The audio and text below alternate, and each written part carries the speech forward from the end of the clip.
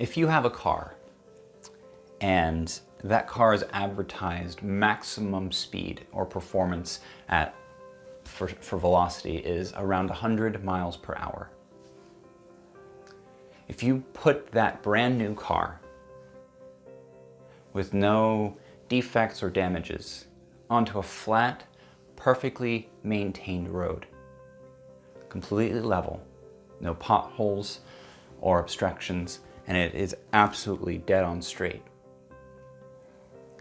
it's reasonable to believe that we could drive that car at 100 miles per hour until it runs out of fuel. And as long as every few thousand miles we make sure that it's maintained and that it's properly lubricated and fluids are topped off and things that need to be tightened are, or belts are managed, and whatever other fixtures and facets of maintaining a complex engine are taken care of, or tires are cared for or replaced, we should expect sustainably for a long time that we can continue to drive that car at its maximum on flat, perfectly maintained road for a long time.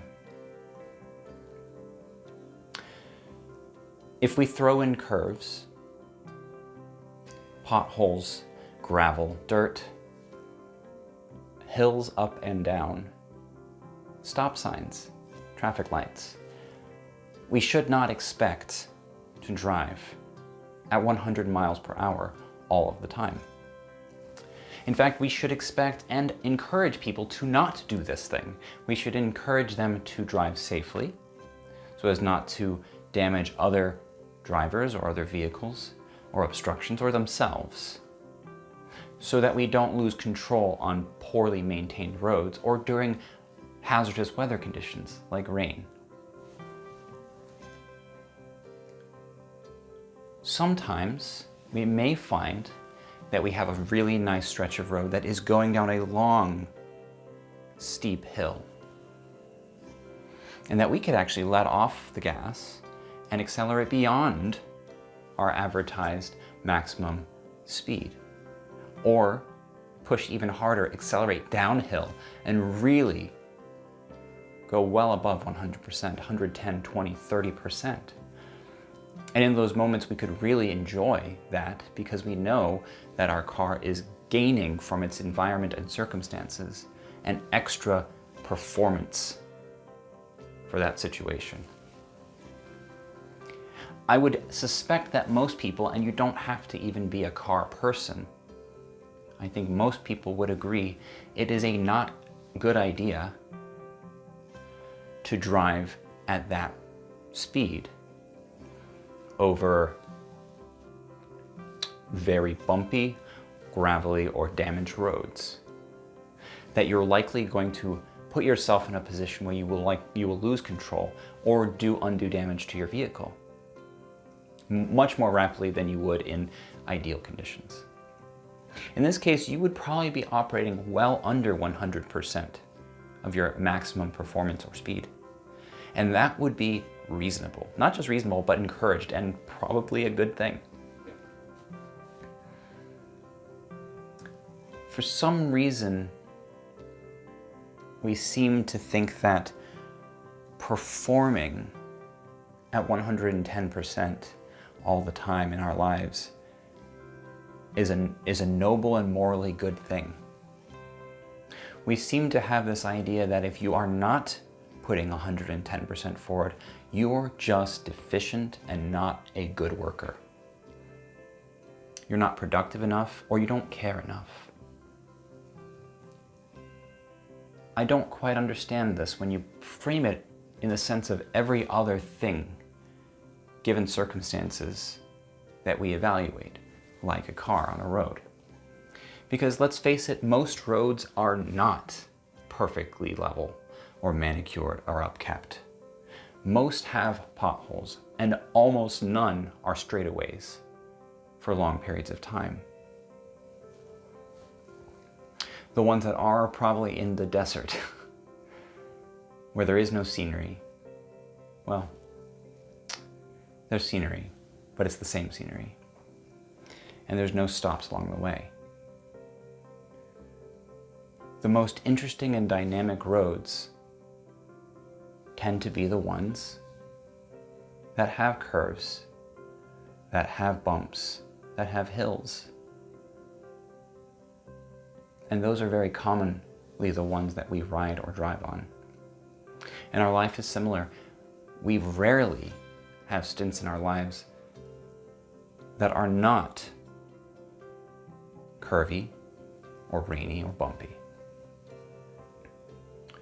And there are other drivers, there are other cars, there are obstructions, there are considerations we have to make every single day. Why do we demand that everyone be productive or performant at 110% and that's good? When truly, in any other function, we would encourage you to ease off your maximum capacity so that we can sustain.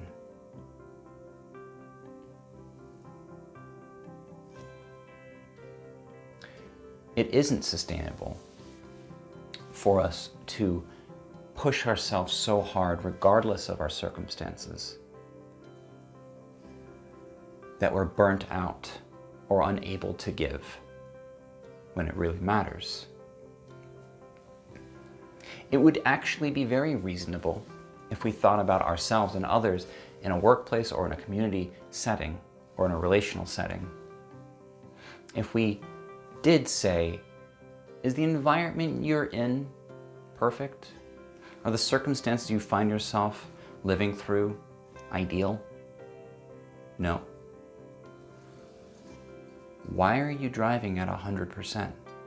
Why are you driving at 110 miles an hour? Shouldn't you be taking it a little bit slower? Minding the curves so you don't spin out? Minding the terrain so you don't damage your undercarriage? And wouldn't we be supportive if that's what we said? Wouldn't we be doing a good thing for our community and the people around us if we said, hey, you should check in and see? And while in maintenance, you're at zero. You're doing nothing. You're up on a lift with someone checking in to make sure that nothing's damaged.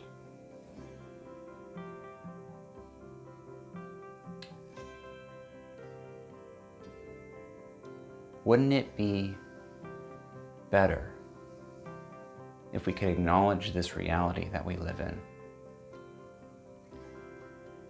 and create ecosystems that encourage a healthful and sustainable growth and productivity?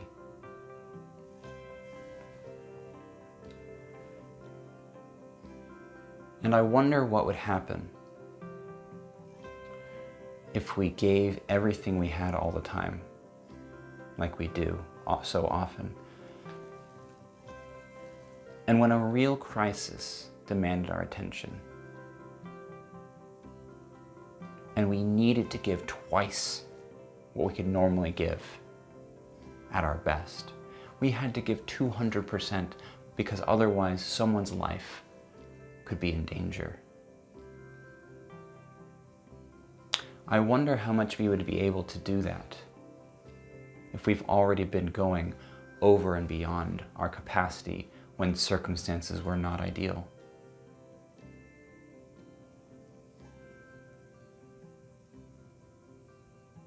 If we live every day like it's a crisis, how can we possibly be prepared to give when a real crisis occurs?